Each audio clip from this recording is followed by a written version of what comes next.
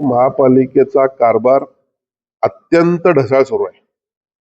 मी जबाबदारीने सांगतो. वारंवार मी महापालिकेमध्ये बैठका घेतोय. ट्रॅफिकची सिस्टीम असेल, पाणी पुरवठा असेल, आरोग्य व्यवस्था असेल, प्रत्येक गोष्टीसाठी मी बैठक घेत आलेलो आहे. आणि आज गणेशोत्सव सुरू असताना लोकांना घागरी घेऊन रस्त्यावर बसावं लागतंय, याची आपल्याला लाज वाटली पाहिजे. आणि म्हणून 2 दिवस सलग मी अधिकाऱ्यांच्या संपर्कात आहे. सोमवारी परत एकदा मी बैठक आता महापालिकेत लावतोय. कारण ही जी काळंबावाडीपासून कोल्हापूर शहराला पाणी पुरवठ्याची योजना आहे, या योजनेसाठी मी आमरण उपोषण पत्करून योजना मंजूर करून आणलेली आहे. लोकांना काय त्रास होतोय हे मी पाहिलेलं आहे. डेंग्यू असेल, लेप्टोस्पायरोसिस असेल, कावीळ असेल, याने ई वॉर्डातली हजारो लोक मेलेले आहेत. आणि त्यानंतर ही योजना निर्माण झालेली आहे. तरी देखील ही योजना सुरळीत चालत नाही. याला कोण जबाबदार आहे हे देखील आता पाहणं गरजेचं आहे. आणि निश्चितपणे जो कोणी जबाबदार असेल त्याच्यावर आता कारवाई केल्याशिवाय आम्ही स्वस्थ बसणार नाही. आज युतीच्या काळामध्ये 1997 साली तत्कालीन मुख्यमंत्री मनोहर जोशींनी या ठिकाणी ज्या ठिकाणी आपण उभा राहिलो ही योजना पूर्ण करायला त्यांनीच पैसे दिले. परत एकदा युतीनंच 2013 नंतर मंजूर केल्यानंतर योजना पूर्ण करून घेतलेली आहे.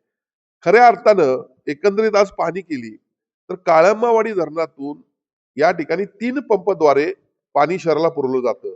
त्यातला एक पंप बंद पडला, त्यामुळं पाण्याचा फोर्स कमी होता असं अधिकाऱ्यांचं म्हणणं आहे.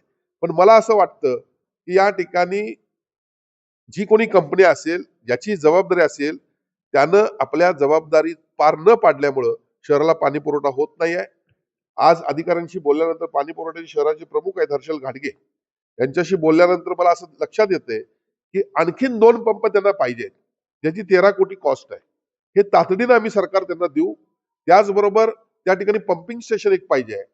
त्यामुळं काळंबावाडी जी योजना आहे, पाणी पुरवठा जिथून होतो शहराला, ती योजना सुरळीत होईल. पण तरी देखील माझं असं मत आहे की निव्वळ त्या योजनेवर आपण अवलंबून न राहता आज बालिंगा, शिंगणापूर, कळंबा ही जुनी छत्रपती शाहू महाराजांनी निर्माण केलेली पण काही स्टेशन्स आहेत की त्या ठिकाणून शहराला सुरळीत पाणी पुरवठा झालेला आहे. ही देखील सुसज्ज असणं गरजेचं आहे. आणि त्यामुळे नागदेवाडीला 120 HP चा एक पंप पाहिजे. आणखीन ज्या काही गोष्टी करता येतील किंवा आवश्यक असतील त्या निश्चितपणे लवकरात लवकर करू की जेणेकरून कोल्हापूर शहराला गेल्या काही दिवसामध्ये हे पाणी पुरवठ्याचं जे ग्रहण लागलेलं आहे ते ग्रहण आपल्याला घालवायचं आहे आणि त्याची जबाबदारी मी घेत आहे. हेड पाईपलाईन योजना जी आहे ती बंद पाडायचा दावा आहे असं काँग्रेसचे काही. नाही बघा, आता एक तुम्हाला सांगू का, खऱ्या अर्थानं त्या योजनेमध्ये एवढा मोठा भ्रष्टाचार झालेला आहे. म्हणजे तत्कालीन त्यांचेच सहकारी बोलत होते की 70 कोटीचा ढपला त्यांनी पाईपलाईन मध्ये पाडला.